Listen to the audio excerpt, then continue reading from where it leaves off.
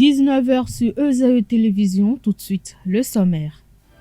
La mise en place d'un programme spécial d'immersion et de pré-insertion professionnelle des jeunes médecins et paramédicaux nouvellement sortis des facultés et institutions de formation en sciences de la santé et le renforcement des mesures de protection civile contre les inondations et autres aléas de l'année 2021 sont entre autres grandes décisions issues du traditionnel Conseil des ministres de ce mercredi 14 juillet 2021. L'organisation non gouvernementale Notre Objectif Bénin Afrique Monde a offert ce matin des ouvrages didactiques à la direction de l'enseignement technique et de la formation professionnelle. À suivre dans cette édition. Le Bénin, avec l'introduction de la facture normalisée, numérise le service fiscal et oblige les entreprises à lui emboîter le pas en utilisant des logiciels. À suivre dans cette édition, Séverin Houdenou qui invite les entrepreneurs à s'initier à la comptabilité pour faciliter l'intervention des cabinets.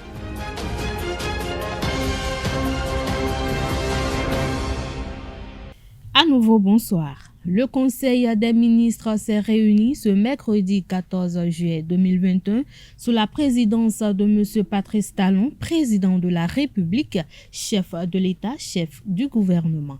Plusieurs décisions ont été prises, dont adoption des décrets portant statut particulier des enseignants du supérieur et statut type des universités publiques du Bénin, approbation des statuts de l'Agence nationale des transports terrestres, adoption du décret portant approbation du plan national de fréquences radioélectriques en République du Bénin, nomination des membres du conseil d'administration de l'Agence de développement de l'enseignement technique, attribution, organisation et fonctionnement du Conseil national d'orientation et de suivi du secteur agricole.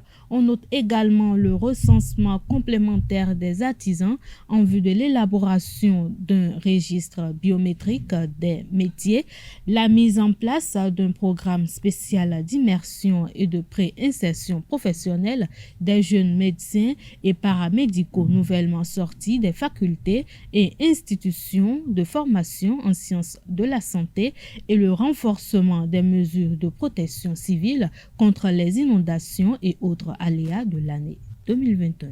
Le Bénin, avec l'introduction de la facture normalisée, numérise le service fiscal et oblige les entreprises à lui emboîter le pas en utilisant les logiciels.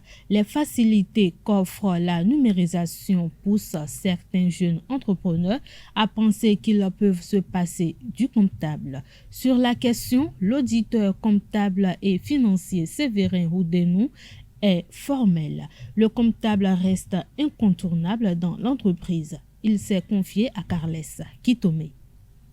Les jeunes qui sont des gestionnaires, je vais parler de ceux qui font gestion des banques, gestion comptable et financière, gestion transport et logistique, gestion commerciale. Tous ceux qui sont dans ce domaine-là doivent comprendre que nous sommes en train d'aller vers l'ère, nous sommes déjà à l'ère de l'intelligence artificielle où ce qu'ils font, des robots Android, des robots informatiques sont capables de le faire. Donc, il serait judicieux pour eux, dès maintenant, de commencer par s'initier à l'informatique, au développement de logiciels, à programmer un peu de choses, à connaître quelques langages de programmation pour leur permettre d'associer cela à leur diplôme pour aller plus vite que l'autre. Pour être compétitif, celui qui n'a fait la comptabilité sans logiciel et celui qui le fait avec le logiciel est forcément plus compétitif que l'autre parce qu'il sera plus rapide et il aura moins d'erreurs de calcul que celui qui va calculer manuellement ces éléments. C'est le conseil que j'ai à donner à tous ces gestionnaires qui vont bientôt entrer dans la vie professionnelle. Pour les jeunes entrepreneurs, c'est de comprendre que le système que l'État met en place pour les déclarations en ligne, ce n'est pas quelque chose c'est pas fait pour les gruger ou bien pour leur faire du mal, mais c'est beaucoup plus pour les aider. Si vous observez un atelier de mécanicien, moi j'ai fait la recherche, je demande, c'est depuis 10 ans je suis là, l'atelier a la même forme. Depuis 10 ans, c'est la même taille. Pourquoi? Parce qu'on n'a pas une comptabilité, on n'est pas ordonné. On prend l'argent de l'atelier pour donner petit déjeuner sans calcul. Or, l'argent de l'atelier doit servir à l'atelier, une entité juridiquement à part. Et tu peux te fixer un salaire. Et c'est dans ton salaire que tu fais tes dépenses personnelles. Dès que tu as un marché où l'argent de l'atelier a augmenté, tu vas utiliser ça maintenant pour recruter des gens, bien pour élargir l'atelier et tu deviendras une grande entreprise demain. Mais quand tu n'as pas de comptabilité, il est impossible pour toi de devenir une grande entreprise. Ce n'est pas possible. C'est pas possible. Donc, tous les jeunes entrepreneurs qui se sont enregistrés ou bien qui veulent démarrer quelque chose, ils n'ont qu'à comprendre que la comptabilité les aide à grandir. C'est comme le docteur, c'est le docteur de l'entreprise. Et c'est le centre des informations, de leur historique qui va leur permettre de savoir est-ce qu'ils ont évolué. Si tu n'as pas fait de calcul en 2020 pour savoir combien tu as fait, pour faire le même calcul en 2021, tu ne sauras pas si tu as évolué ou si tu as baissé. Parfois, on a évolué, mais comme on a mal géré, on pense qu'on n'a pas évolué. Donc la comptabilité nous permet vraiment de grandir en tant qu'entreprise. Séverin Roudenou continue et invite les entrepreneurs à s'initier à la comptabilité pour faciliter l'intervention des cabinets. Il insiste que le comptable moderne doit intégrer l'informatique pour ne pas être dépassé. C'est de les former sur les notions basiques, ce qu'ils eux-mêmes peuvent déjà faire. Par exemple, un entrepreneur peut tenir un cahier de recettes et de dépenses. Donc on lui montre comment tenir le brouillard. Dès qu'il achète, comment écrire, où est-ce qu'on lui montre ça. Dès que lui, là, ce minimum-là, c'est ce minimum-là qu'il enverra après à un cabinet pour lui permettre d'établir ses obligations fiscales. Mais si la personne n'a pas de notion de comptabilité, il serait un peu difficile d'établir par elle-même les obligations fiscales. Nous pouvons les assister. Par exemple, il y a des gens avec qui nous avons des contrats où chaque semaine, tous les vendredis, nous passons, puisqu'ils ont déjà la base, ils tiennent déjà la fiche de dépenses et de recettes, ou bien le brouillard de caisse. Les vendredis, on prend le brouillard de caisse, on les aide à faire la saisie dans le logiciel. Ça fait au vendredi prochain, ainsi de suite, pour leur permettre de faire leurs obligations fiscales. S'ils n'ont pas les moyens d'avoir un comptable qui va travailler pour eux à plein temps, ils ont cette possibilité-là avec nous. Déjà, la différence avec nous en termes de comptabilité, vous l'aurez dû comprendre. Nous, on veut beaucoup plus que les gens comprennent c'est quoi la comptabilité et comprennent réellement. On veut démystifier en fait le métier.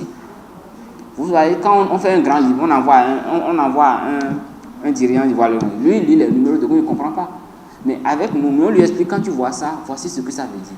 Quand tu vois ça, voici ce que ça veut dire. Même quand on établit un bilan, le bilan doit être expliqué au directeur pour dire, le bilan là, voici ce que ça dit. Ça dit que tu dois tel montant à telle personne. Ça dit que telle personne te doit tel montant. Tu es d'accord, je suis d'accord. Il y a les pièces, voilà les justifs. Et c'est comme ça. Mais qu'est-ce que les gens font? On fait le bilan et le monsieur découvre après qu'on a écrit qu'il doit des millions à des gens. Et c'est son bilan, c'est lui qui a signé, il ne sait pas ce qu'il y a dedans. Donc, il y a cette formation-là qu'on donne aux jeunes entrepreneurs pour leur permettre de faire la lecture des états comptables, de pouvoir les interpréter, comprendre ce qu'il y a dedans pour qu'on ne les trompe pas s'ils ont un contrat avec nous, mais avec d'autres personnes pour qu'on ne les trompe pas, et de leur permettre d'avoir le minimum qu'il faut pour aider les cabinets, pour pouvoir les assister.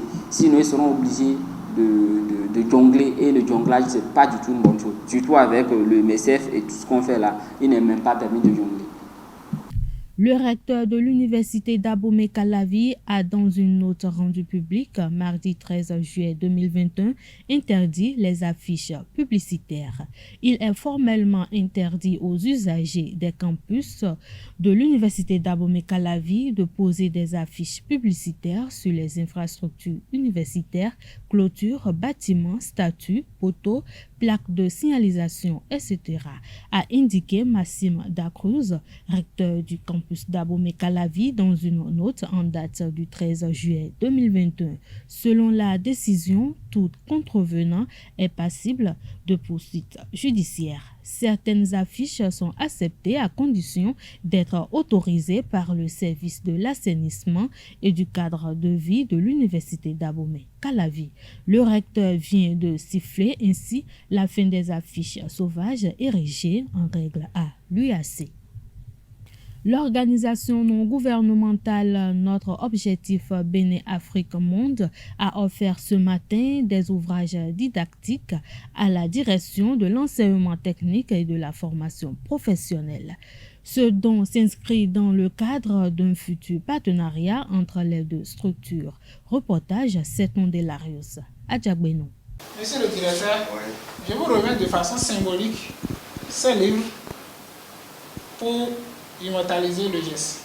L'ONG Notre Objectif Afrique Bénin Monde NOBAM met à disposition de la direction de l'enseignement technique et de la formation professionnelle, DETFP, des manuels didactiques, toutes disciplines confondues. Par ce geste, NOBAM vient en appui à la DETFP dans sa mission pour le renforcement du système éducatif béninois. C'est dans ce cadre que nous avons estimé que pour un début, faire une mise à disposition de matériel didactique à l'endroit de la direction, ce qui pourra nous permettre dans l'avenir d'établir un partenariat dès lors que nous aurions eu les dispositions administratives requises. Notre objectif étant d'impacter le secteur éducatif, toucher un service comme la DETFP, c'est toucher la cible au fin fond du Bénin. On espère que ce geste, qui n'est qu'un début, sera utilisé à bon escient par les bénéficiaires. Ce don intervient à point nommé, car la direction a déjà établi la liste des établissements qui vont en bénéficier. Seront immédiatement bénéficiaires sont le lycée technique de Pobé, le lycée technique de Natitengu, le lycée technique de Tchaourou et le lycée technique de Bopa. Pour le premier geste, voilà là où ça va aller. C'est dans ces établissements parce qu'ils sont pour le moment les plus démunis. C'est pourquoi notre choix s'est porté sur eux d'abord en attendant l'élargissement de partenariat. La direction de l'enseignement technique et de la formation professionnelle exprime sa gratitude au président de NOBAM, Aristide Armand Adjibi, et espère d'autres gestes, surtout dans le domaine agricole. Je remercie le fondateur, M. Adjibi, qui est empêché. Et je remercie aussi l'ONG. Je souhaite bonne et longue vie à l'ONG NOBAM et de prendre nos établissements comme les premiers à donner des dons, surtout les établissements agricoles qui restent en souffrance parce que ça fait partie du PAG, l'agriculture, qui est le premier socle, je vais dire.